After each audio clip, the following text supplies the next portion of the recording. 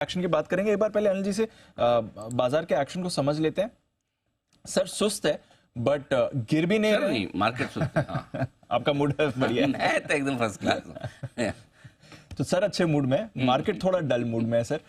ये एक्सपायरी तक भी ऐसे ही डल एक्शन ही बना रहेगा? मतलब बाजार सोच रहा है कि चाहिए छुट्टी आने दो, निकलने दो, उसके बाद ही फिर करेंगे जो करना है हमें। दीप देखो, आप दो जगह देखो, एक देखो निफ्टी पर, एक जगह देखो बैंक निफ्टी पर। निफ्टी आपको ये कह रहा है कि मैं बढ़ना चाहता हूँ जी एक्सपायरी तक, बैंक निफ्टी ये कह रहा है कि मैं घटना चाहता हूँ एक्सपायरी तक। और दोनों की एक्सपायरी आज। दोनों की एक्सपायरी आज। आप किसकी मानोगे, किसकी सुनोगे? देखो, निफ्टी का ये पूरे दिन भर का चार्ट जो रहेगा, यहाँ कमजोरी कम है, मजबूती ज्यादा है। बैंक निफ्टी में मजबूती है ही नहीं, कमजोरी ज्यादा है। तो अब क्या होना है? दो काम हो सकते हैं। या तो निफ्टी बैंक निफ्टी को ऊपर उठा ले कि भाई मेरे पास बैंकों के अलावा भी बहुत कुछ है जो ऊपर ले जा सकता है मार्केट को, मैं ऊपर होता हूँ, तुम गिरना बंद करो। करेक्ट। दूसरी तरफ बैंक निफ्टी अपना दबाव बढ़ाकर 49,650 का जो लेवल है वो तोड़ के नीचे ट्रेड करना शुरू करे, तो बैंक निफ्टी का भाई सिंगल लार्जेस्ट इंडेक्स तो मैं हूँ, मेरे साथ आपको भी गिरना पड़ेगा। दोनों में से एक होना तय है, और अगर दोनों ना हो तो भी कोई बात नहीं, फिर आप टाइम पास करते हुए बंद हो जाए। सो कहना मुश्किल है कि एग्जैक्टली क्या होगा। अगर आप मुझे ऑनेस्टली पूछेंगे कि एक साइड ओपिनियन देनी ही है, तो मेरा व्यू थोड़ा सा ऊपर की तरफ है। यहाँ से एक रिकवरी निफ्टी में बननी चाहिए। बैंक निफ्टी की तो मैं नहीं कह रहा, बनेगी तो भी कोई ऐसी साइजेबल रिकवरी जैसा कम दिख रहा है, लेकिन निफ्टी में एक रिकवरी का केस बन रहा है। लेकिन केस रिकवरी के केस में मतलब ऐसा नहीं कि आप कोई बहुत भाग जाओ। एक बार पहले 24,210 215 देखते हैं, वहां तक पहुंचते, वहां देखेंगे और कितनी ताकत बढ़ती है। वो हुआ तो फिर 24,300, बट चांस कम है। लेकिन ओवरऑल आज की जो रेंज है दीप, जो सुबह से रही है, नीचे 24,100, ऊपर 24,200, इस रेंज में फुल टाइम पास चल रहा है। इस रेंज के किसी एक तरफ बाहर निकले तो हम डायरेक्शनल मूव देखेंगे, अदरवाइज इसी रेंज में निफ्टी एक्सपायर हो जाएगा। बैंक निफ्टी के लिए जो सबसे इंपॉर्टेंट है, डबल बॉटम आज का भी और 6 अगस्त का भी।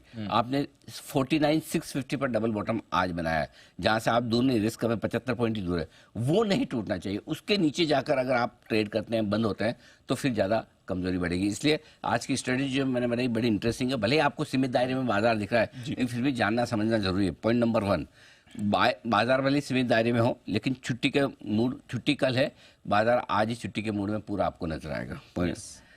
कोई भी बड़े कमिटमेंट दिख नहीं है मार्केट में, वॉल्यूम्स कम है, मूव्स कम है, और खरीदारी या बिकवाली के बड़े सौदे हो नहीं रहे हैं। रिजल्ट सीजन भी खत्म होने की तैयारी में है। आज खाली आपके पास HAL और ग्लेनमार्क बचा है, निफ्टी का एक भी रिजल्ट नहीं है। छोटे मोटे लास्ट बैक वेंचर्स जो है कैश मार्केट के, वो करते रहेंगे, उससे फर्क नहीं पड़ता।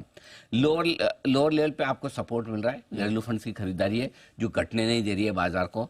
ऊपर बहुत भाग नहीं पा रहे क्योंकि FIs 4 दिनों से बेच रहे हैं, आज भी बेच रहे हैं, ऊपर में वो भागने नहीं देते, वो अटका देते हैं। उससे पहले FIs की, और उससे पहले जो है आप थोड़ा बहुत अगर आप देखो तो एक्शन आपको अभी भी डर तो वही है कि रात को अमेरिका में क्या होगा, इजराइल ईरान का क्या होगा। तो ये सारी चीजों से ना बाजार में कोई बड़ा तेजी या मंदी का सौदा नहीं हो पा रहा है। क्योंकि सपोज आप कल का याद करो, कल अगर आप डे लो पर शॉर्ट करके गए तो 400 पॉइंट डाउन, भले आज ठीक है, वो तो मार्केट ज्यादा भागा नहीं तो एक बार तो ब्लड प्रेशर तो बढ़ ही गया ना। करेक्ट। लोगों को लगा होगा सुबह तो 100 पॉइंट ऊपर काटना पड़ेगा, गिफ्ट निफ्टी एक बार तो दिखा भी रहा था।